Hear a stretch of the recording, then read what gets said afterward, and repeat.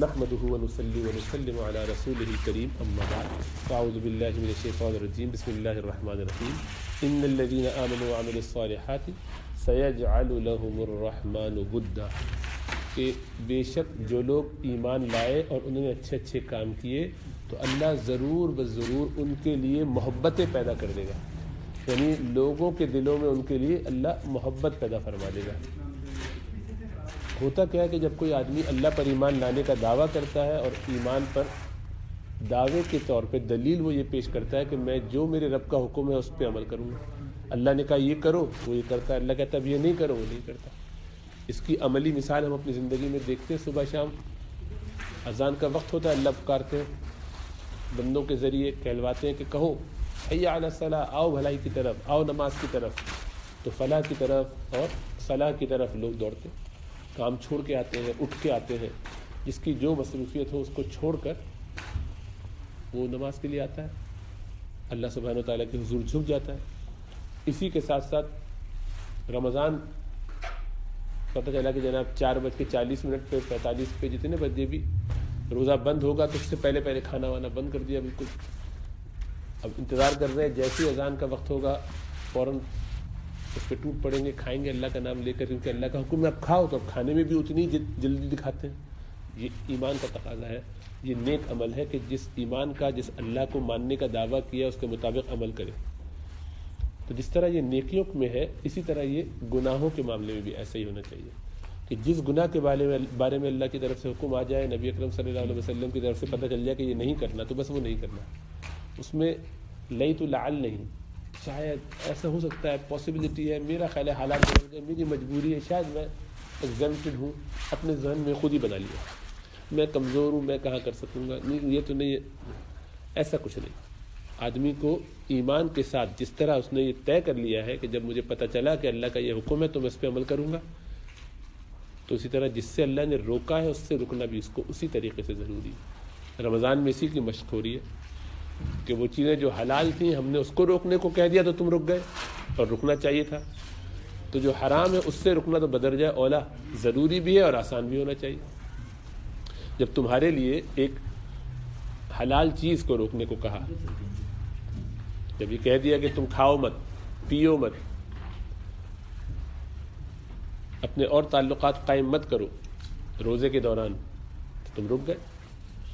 تو جب یہ چیزیں حلال تھیں اور ان سے روکا گیا اور رک گئے، تو جب یہ ان کے علاوہ جو چیزیں حرام ہیں 11 مہینے میں ان سے کیوں نہیں رک سکتے تم؟ اسی کی تو تیاری ہے ساری، اسی کی تو پریکٹس ہے ساری۔ تو یہ دونوں تار جب لگیں گے تو ایمان اور محبت پیدا ہوگی۔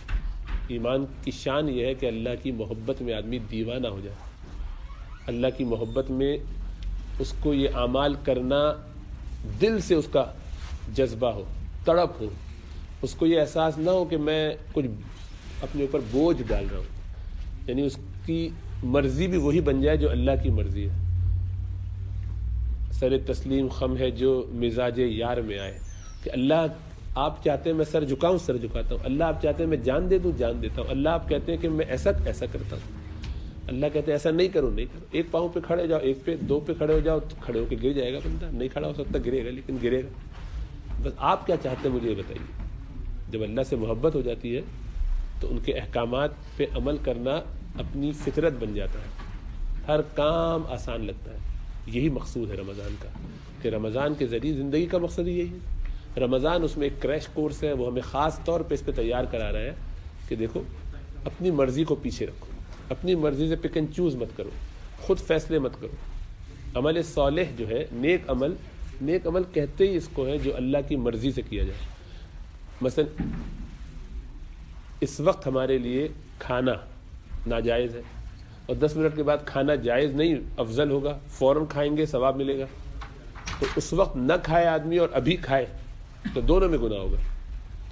تو فی نفسی کھانے میں ثواب نہیں ہے، فی نفسی ہی پینے میں ثواب نہیں ہے، اللہ کی مان کر کھانے میں ثواب ہے، اللہ کی مان کر نہ کھانے میں ثواب ہے۔ تو کہ یہ فلسفہ سمجھ میں آ جائے تو اپنی پوری زندگی کا دھارا جو ہے ہم ٹھیک کر سکتے ہیں کہ مجھے کس وقت کیا کرنا ہے۔ اگر یہ سمجھ میں آ جائے کہ اس وقت میرے رب کا تقاضا کیا ہے، میرے نبی مجھ سے کیا چاہتے ہیں، مجھے اس وقت کیا کرنا چاہیے، بس میں وہ کروں۔ اس وقت ایسا کرنے سے اللہ خوش ہوں گے تو کرنا چاہیے، ناراض ہوں گے تو نہیں کرنا چاہیے. کل یہی ہے نیک عمل. نیک عمل کا کوئی اور معیار نہیں ہے. یہ معیار نہیں ہے کہ مجھے کیا اچھا لگتا ہے، میں کیا ایزیلی کر پاتا ہوں، مجھے کس چیز میں کمفرٹ محسوس ہوتی ہے، میرے لیے آسانیاں کیا ہیں. ہاں یہ ہو سکتا ہے کہ میری سچویشن مختلف ہو، میری جاب ایسی ہے کہ وہاں پہ اب تقاضا ہے کہ وہ مجھ سے پیچھے پڑے ہوئے کہ آپ کو ایسے کرنا پڑے گا. یہ بھی ہو سکتا ہے کسی جاب میں بہت شدت ہو اور مجبوری ہو، کوئی اور الٹرنیٹیو جاب نہ ہو اور وہاں مجھے وہ داڑھی رکھنے کی اجازت نہ دیتے ہو، وہاں مجھے نماز کے لیے جانے نہ دیتے ہو. تو یہ ہو سکتا ہے کہ کبھی ایسی شدید مجبوری ہو کہ اس کے بھی جواز کا وقتی طور پر فتویٰ دیا جائے کہ تم ٹھیک ہے اس طرح سے ایسے کر لو، لیکن وہ مفتی سے پوچھنا پڑے گا اکیلے اکیلے. خود یہ فیصلہ نہیں کرنا ہوگا کہ میرا دل یہ کہہ رہا ہے مجھے تو اسی جاب میں مزہ آتا ہے، میں کوئی اور کام کرنا نہیں چاہتا، اب یہ مجھے مل گئی ہے میری ڈریم جاب اور میں اس میں مجھے کچھ بھی کرنا پڑے، اس میں مجھے ان کے ساتھ شراب و کباب میں بھی جانا پڑے تو میں اسی مجلسوں میں چلا جاؤں گا، کوئی فرق نہیں پڑتا، اس لیے کہ آئی کانٹ ہیلپ اٹ. نہیں، ایسا نہیں ہے. اس پہ پوچھنا پڑے گا مفتی سے. ایک صاحب سے میں نے یہ بات پہلے پرانی ہو گئی، ان سے تذکرہ کیا، سمجھا رہا تھا کہیں پہ تو ان کو بات سمجھ میں آئی الحمدللہ. تو لیکن وہ سائڈ میں کیا انہوں نے کہ جمعے کا دن تھا، غالباً جمعے کی نماز کے بعد کا کوئی وقت ہوگا، تو جمعے کے بعد بیان کے بعد تو وہ کہنے لگا کہ نہیں میری جاب پہ تو وہ نماز کی اجازت ہے ہی نہیں ظہر میں پڑھ ہی نہیں، وہ منع کیا ہوا ہے، وہ نہیں اجازت دے رہے ہیں. میں نے کہا آپ نے ان سے خود پرسنلی یہ بات پوچھی ہے؟ نہیں مجھے پہلے سے معلوم ہے، سب ایک سسٹم ہے ایسا، وہاں پہ پاسبل ہی نہیں ہے، ہمارا باس جو ہے اس کا مزاج ایسا ہے. میں نے کہا لیکن یہاں ایسا مزاج ہو نہیں سکتا، اصل میں برطانیہ میں یہ چلتا نہیں ہے. تو یہ مجھے بات دل کو نہیں لگتی، لیکن آپ کہہ رہے تو ہوگا. تو چونکہ آپ نے بتایا کہ آپ کے اس کی کوئی وہ صورت نہیں ہے، اور تو اب آپ کو کل ہی جا کے ریزائن دینا پڑے گا، آپ وہاں کام نہیں کر سکتے، جائز نہیں ہے آپ کے لیے کام کرنا وہاں پر. کوئی اور الٹرنیٹیو بعد میں ڈھونڈے گا. تو اس وقت تو وہ گھر چلے گئے. تو اگلے دن شام میں یہ یعنی جو بھی منڈے آیا ہوگا، جو بھی ڈے آیا ہوگا، اس وقت کیونکہ وہ فرائیڈے تھا، مجھے یہ یاد ہے کہ فرائیڈے کے بعد کھڑے ہو کے مجھے جگہ یاد ہے کہ ہم کس طرح بات کر رہے تھے. تو اس کے منڈے کو یا ٹیوزڈے کو کسی دن ان کا فون آیا، پھر تو کبھی جزاک اللہ خیرہ. تو چونکہ مجھے تو آپ نے کہا تھا ایسا کرنے کے لیے، تو مجھے لیکن پھر خیال آیا کہ چلو میں باس سے بات کر ہی لوں. تو جیسے میں نے اس سے بات کی تو اس نے کہا ہاں تو کوئی مسئلہ نہیں، میرے کمرے میں پڑھ لیا کرو. تو میں کہا کہ تم نے کتنے مہینوں سے نماز نہیں پڑھی صرف یہ کہانی سمجھ کے کہ شاید نہیں پڑھنے دے گا. یہ کیا طریقہ ہے؟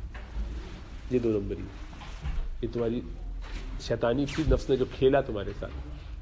تو خیر مجھے اس وقت بھی ایسا ہی اندازہ تھا کہ اس نے بات کی بھی نہیں ہے، کیونکہ مجھے معلوم ہے یہاں کے سسٹم میں ایسا ہوتا ہی نہیں. وہ نیا آیا ہوتا بندہ ذرا گھبراتا ہے، لیکن الحمدللہ اس نے بات کی، اللہ نے راستہ کھول دیا.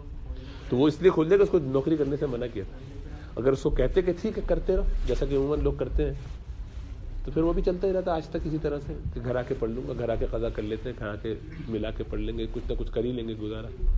ایسے نہیں. تو یہ نفس کو جاننا بھی ضروری ہے کہ نفس کہاں کہاں شرارت کرتا ہے. تو اگر ہم نے کہیں اپنی مرضیاں چلا کے گڑبڑ کی ہوگی تو وہ ہمارے یہاں ایکسکیوز دنیا میں بظاہر نظر آئے.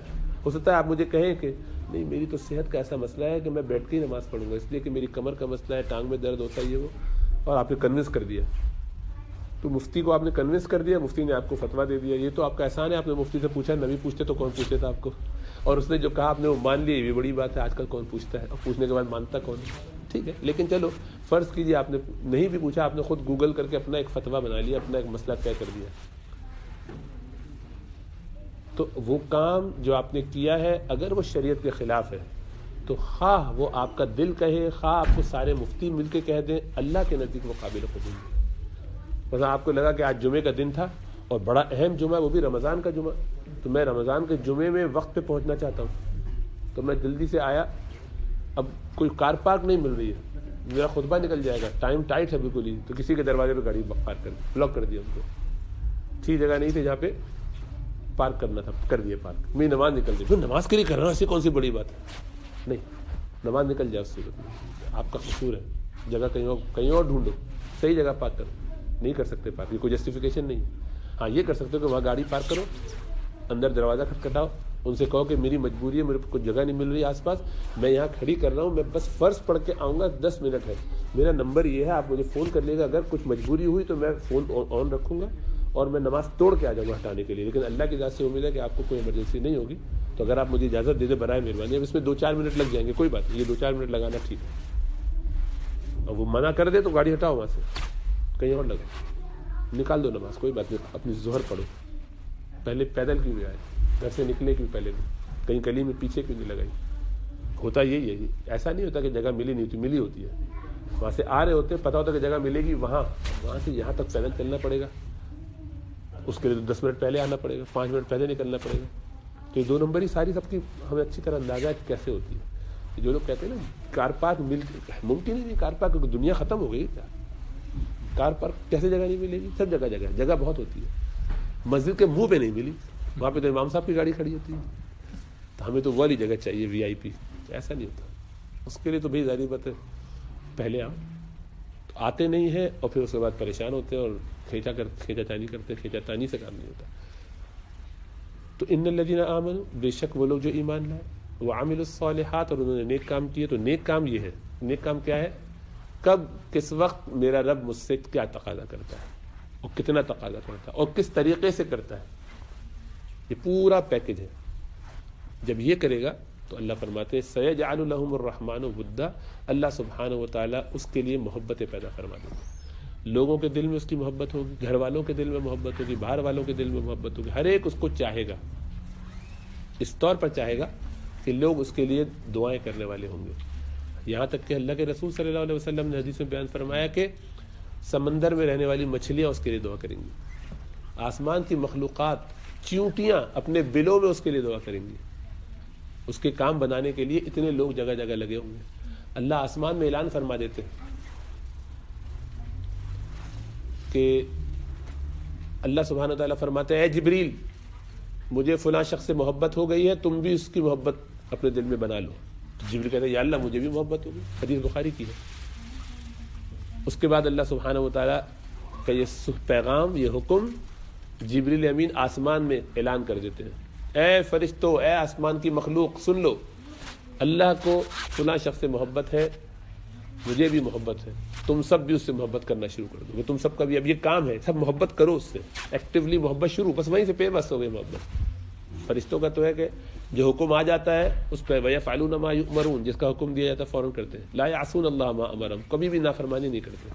سب کے دلوں میں محبت. پھر وہاں سے وہ اعلان آتا ہے نیچے زمین پہ بھی، اے زمین کی مخلوقات، اللہ سبحانہ و تعالیٰ کو، جبریل کو، سارے فرشتوں کو، آسمانی مخلوقات کو فلاں سے محبت ہو گئی، تم بھی محبت کرو، تم بھی سب لوگ اس سے محبت، سب محبت شروع کر دیں. جب سارے اس سے محبت کرنے لگتے ہیں تو اس کے لیے سارے کام آگے کے آسان ہو جاتے ہیں. راستے دینا ان کو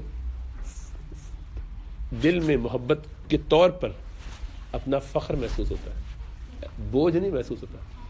اسی لیے صحابہ کرام کی وہ جماعت جب سفر میں نکلی، تابعین کی جماعت، ان میں ایک دکھا کچھ صحابہ بھی تھے اور تابعین کی بھی ایک جماعت تھی. ایک غزوے کے لیے جا رہے تھے، راستے میں انہیں شام کا، رات کا وقت ہو گیا، اندھیرا ہو گیا، تو اب ٹھہرنا تھا. اتفاق سے ایسی جگہ ٹھہر رہے تھے جہاں بڑے جنگل اس طریقے کے تھے کہ جانور، حشرات، درندے، بچھو، کیڑے مکوڑے بہت ان کا چل چلاؤ تھا. تو ان کو یہ معلوم تھا کہ یہاں کوئی ٹھہرتا نہیں ہے، تو یہ سب اپنی ان کی بہت بڑھوتری ہو گئی تھی، پوری ایک کالونی بن گئی تھی، کمیونٹی تھی. تو یہاں اترے اور اعلان کر دیا ایھا الحشرات ایتھا حشرات الارض ایھا السباع، اے درندوں، اے زمین کے کیڑے مکوڑوں، اے جانوروں جو یہاں ہو، ہم رسول اللہ صلی اللہ علیہ وسلم کے صحابہ ہیں، نحن اصحاب رسول اللہ صلی اللہ علیہ وسلم، اور ہم یہاں پر فإنا نازلون هناك، ہم یہاں پر اب اتر رہے ہیں. منزلون ہیں، نازلون ہیں، اترنے والے ہیں، یہاں آرام کر رہے ہیں. ہمارا آج رات پڑاؤ یہیں پر ہے، ہم یہاں آج رکنے والے ہیں.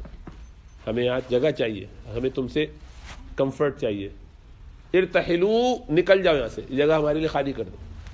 اعلان کر رہا بندہ، سب ہمارے لیے جگہ خالی کر دو.